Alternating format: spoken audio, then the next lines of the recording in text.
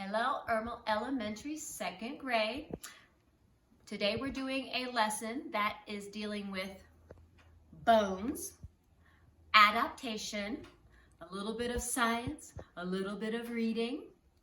So the first thing I wanted to talk about when we look at this book is who owns these bones? Looking at the picture, why do we think the author wrote this story?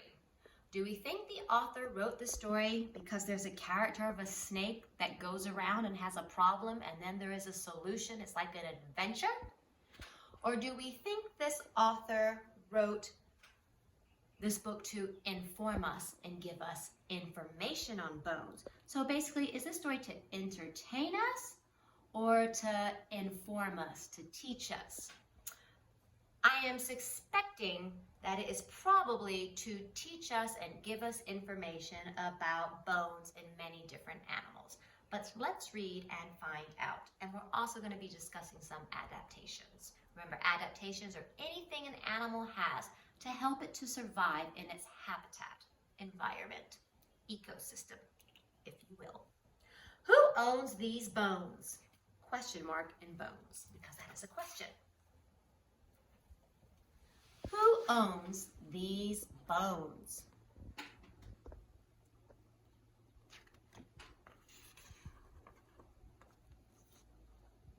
My body is thin. I have scales and fins. I can breathe in the water. What am I? Looking at that picture, because a picture obviously gives us big clues. I'm thin. So I have fins. Fins is an adaptation. I can breathe in water. Yeah, I bet you got it. I am a fish. And because this book looks like it's giving us information, it has a picture and it has labels.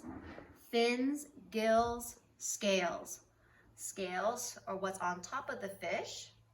Gills are lungs that breathe underwater. So that is a special adaptation that fish have. That their lungs are not called lungs, they're called gills, which helps them breathe under the water. I am a fish. A fish swims by moving their body from side to side. Fish also use their fins to swim. Fins to swim. Fish have gills so that they can breathe underwater. And please notice that when I read, I stop, I touch the picture. It helps me understand what I'm reading.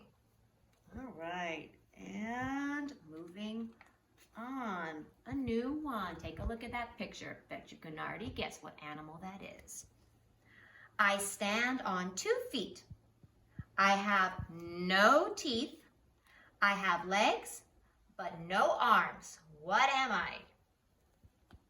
Yeah, I know you know. I am a bird.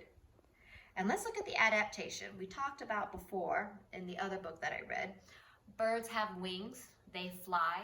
Not all birds' wings fly. We know penguins have like fins.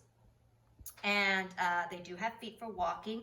And special adaptation is their beak, their mouth that helps them crunch things and grab things.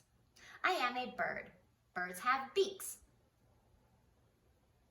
Birds have wings. Most birds use their wings for flying. Birds have very light bones. This helps birds fly. So if birds have very light bones, you could say that's an adaptation that birds have. Their bones inside have to be light, and that allows them to fly. Flight is not an adaptation that we have. Next one, take a look at the picture. Yeah, I bet you already know what it is, but let's listen to the clues. My arms are thin. I use them to swing. I have a tail to help me balance. What am I? So this is the tail to help balance. Thin arms. What am I? I am a... Yeah, oh, did I miss that page? Got it, back on track. I am a monkey. Monkeys hold onto branches with their hands and feet. Their tail helps them balance. Monkeys make loud noises. They also make faces as they talk to each other. So, and some monkeys also have a special adaptation. They can use their tail like another hand, the same way the elephant uses its trunk. So then we have the feet, hands, and I like how they gave us information how the monkeys use their face to talk to each other, and I think that's why we all enjoy looking at the monkeys in the zoo. Who owns these bones? Match them up. Oh my goodness. Okay, I see a dog. Pretty sure I think this is the dog bones. Ha. Horse. Horse. Can you find the whale? Yeah. Look at the mouth bones. Very unusual. Frog. Do you see the froggy bone? Oh, right here in the corner, the frog bone. And crocodile. Crocodile. I see the long tail.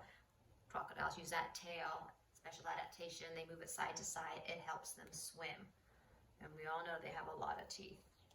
Check your answers. How did we do? Answers. A dog owns these bones.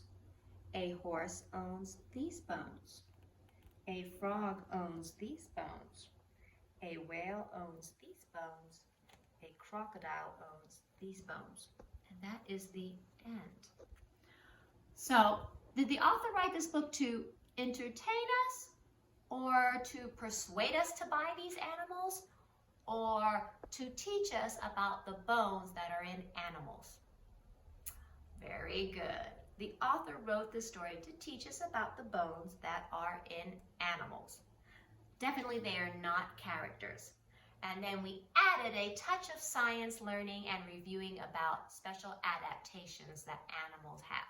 I hope you enjoyed this very quick lesson, which was reading and science adaptations as well. Thank you, loves. See you guys on the next lesson.